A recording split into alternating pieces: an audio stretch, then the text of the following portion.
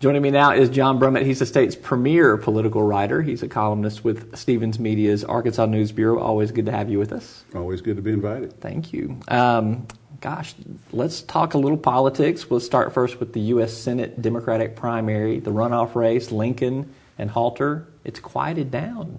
Why do you think it has gotten so quiet?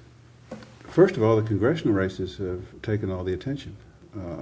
Wooldridge Causey in the 1st District, Joyce Elliott, Robbie Wills in the 2nd, and then in the Republican primary and the runoff in the 3rd with Womack and Cecile Bledsoe, with even Sarah Palin weighing in.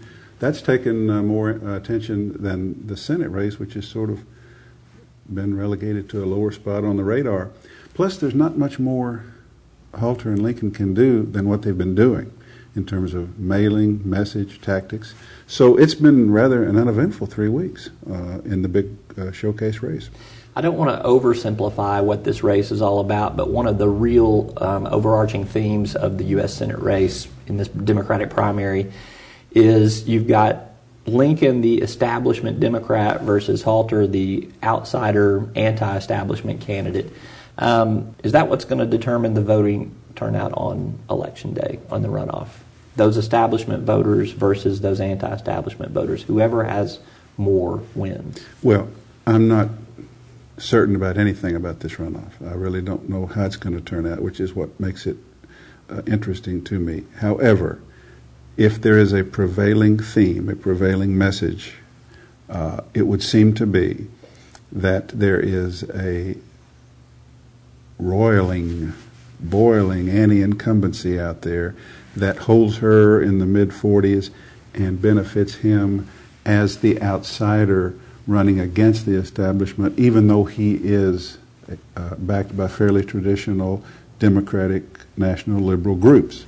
He ends up getting good old boy votes in South Arkansas and North Central Arkansas that come from that dynamic.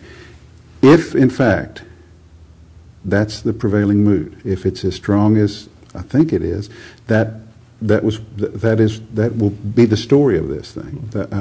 The other story is, possible story is, the runoff is so unpredictable because we don't know where the votes will come from, and there happen to be a lot of runoff interest in the 1st District, where Blanche Lincoln is from and runs pretty well, and in the 2nd District, Pulaski County, with Elliott and Wills, where she ran very well, got 52%.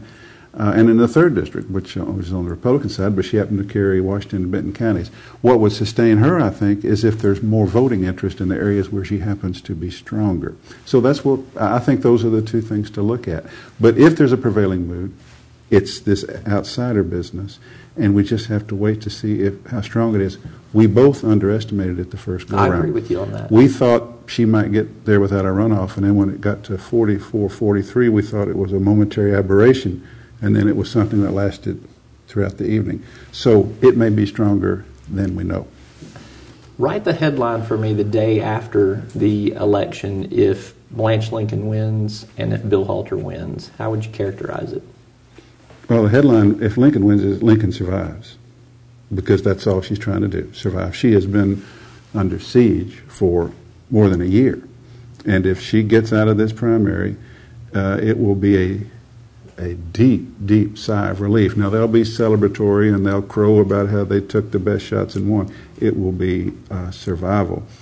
If Halter wins, it will be anti-incumbency fervor pushes Halter to victory, renders Lincoln lame duck months from end of term. And either way, the subhead is Bozeman likely to win in November. That'll be the subhead.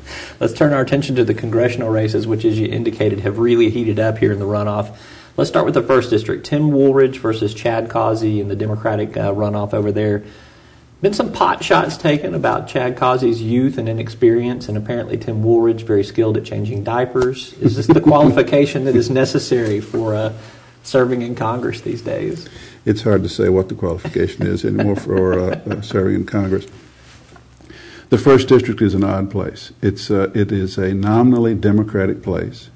It is almost always favors Democrats, has a significant African American vote, but is economically populist and culturally conservative. Tim Wooldridge is popular in areas of the district. He has run there for lieutenant governor, did well, He led the ticket by almost being a Republican, being a conservative Democrat, appealing to this cultural conservatism, this nominal Democratic thing.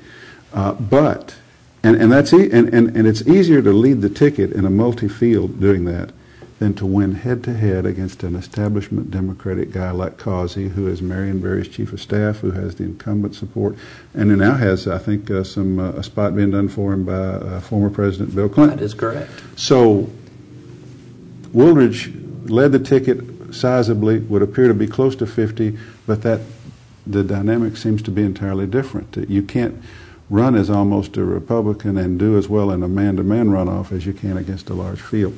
So, like everything else on this ballot, I don't have a good prediction on that, but it has become very interesting. You and I have agreed that we are not going to make predictions about who we think will win any of these races because you can't. No, and I think that's the story for this election, other than this outsider thing, which may be percolating. But you and I and others like us, not that there are many like us, we can sit here Friday before most any election, and we know from polling data and from a feel what's going to happen. I don't think either of us has a real good idea what's going to happen in any of these, in the Senate or the 3 congressional primaries.